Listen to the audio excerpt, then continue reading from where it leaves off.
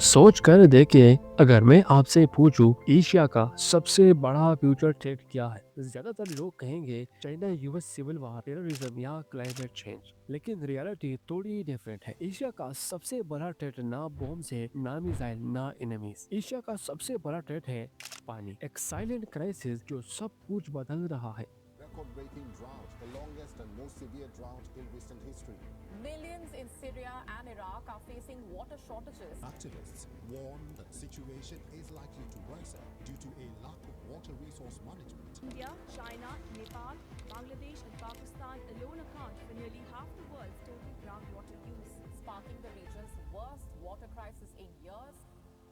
Asia हमेशा से एक वाटर रिच कॉन्टिनेंट माना जाता रहा है। स्कूल टेक्स्ट बुक्स ने हमें सिखाया दुनिया के सबसे बड़े रिवर्स, हिमालय जैसे ग्लेशियर, मॉनसून सिस्टम जो हर साल बिलियंस ऑफ लीटर पानी बरसाता है। फिर भी आज उसी एशिया में लोग पानी के लिए लड़ रहे हैं। ये क्राइसिस लाउड नहीं है, ये न्यूज हेडलाइन में रोज नहीं आता, लेकिन ये धीरे धीरे पूरे कॉन्टिनेंट को अंदर से खा रहा है। और सबसे डेंजरस बात, जब तक लोग समझते हैं तब तक बहुत देर हो चुकी होती है। आज सीरिया और इराक में मिलियंस ऑफ पीपल साफ पानी के बिना जिंदा है। पाकिस्तान, इंडिया और अफगानिस्तान में ग्राउंड वाटर पास डिसअपियर हो रहा है। चाइना में फैक्ट्रीज पानी की वजह से बंद हो रहे हैं। एक्सपर्ट वार्न कर रहे हैं कि फ्यूचर का वार ऑयल पर नहीं बल्कि वाटर पर होंगे। और एशिया इस रेस में सबसे आगे खड़ा है। सिर्फ इंडिया, चाइना, नेपाल, बांग्लादेश और पाकिस्तान मिलकर दुनिया का ऑलमोस्ट 50% ग्राउंड वाटर यूज कर रहे हैं। मतलब आधी दुनिया का अंडरग्राउंड पानी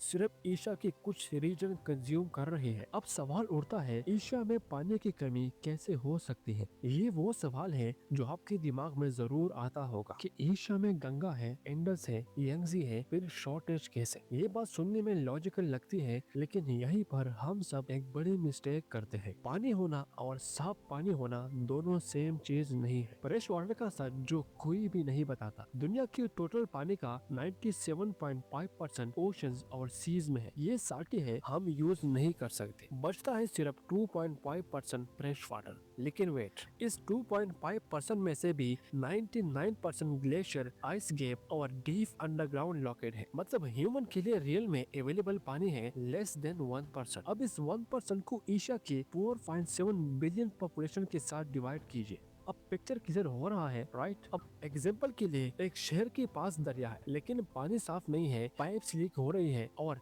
करप्शन बहुत ज्यादा है। इसका रिजल्ट ये होगा कि पानी होने के बावजूद भी लोगों तक साफ पानी नहीं पहुंचेगा। और एशिया का क्राइसिस अवेलेबिलिटी का नहीं, एक्सेस का क्राइसिस है। चाइना के पास पानी है लेकिन डिस्ट्रीब्यूशन सही नहीं है। नॉर्थर्न चाइना बिल्कुल सूखा है, जहाँ पानी का नामो निशान तक नहीं, और साउथर्न चाइना पानी से माला माल है। चाइना की 640 मेजर सिटीज में से 300 plus cities water shortage face करती है। इंडस्ट्रियल और एग्रीकल्चर पोल्यूशन ने क्लीन वाटर को और रेयर बना दिया है। चाइना हर साल बिलियंस ऑफ डॉलर के इकोनॉमिक लॉस सिर्फ पानी की वजह से फेस करता है। इंडिया का केस और भी वार्निंग है। Free electricity for tubewells, uncontrolled ground water extraction और outdated irrigation system water tables को रैपिडली नीचे ले जा रही है। एशिया का वाटर क्राइसिस नेचुरल नहीं है, ये ज्यादातर मैन मेड है। जापान, सिंगापुर और ताइवान सेम प्लेनेट पर है, सिमिलर क्लाइमेट रिस्क फेस करते हैं, लेकिन वहाँ पानी की क्राइसिस नहीं है क्योंकि वहाँ लॉन्ग टर्म प्लानिंग होती है। इंफ्रास्ट्रक्चर मॉडर्न है, वाटर को वैल्यू की तरह ट्रीट किया जाता है। अब ग्लोबली वर्ल्ड का 70% फ्रेश वाटर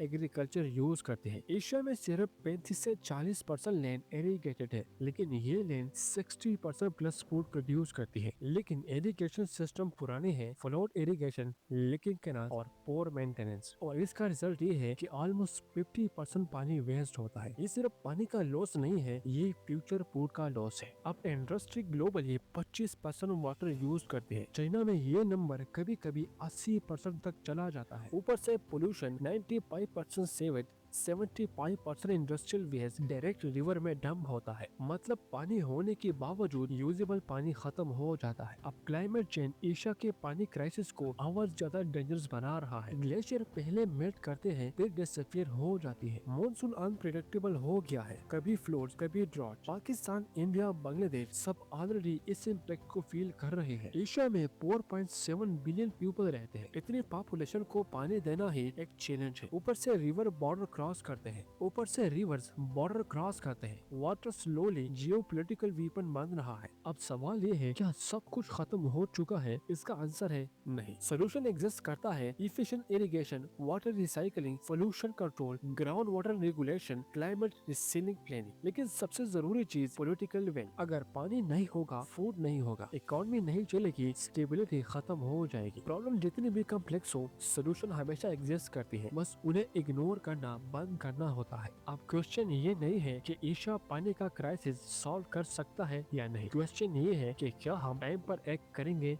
या नहीं।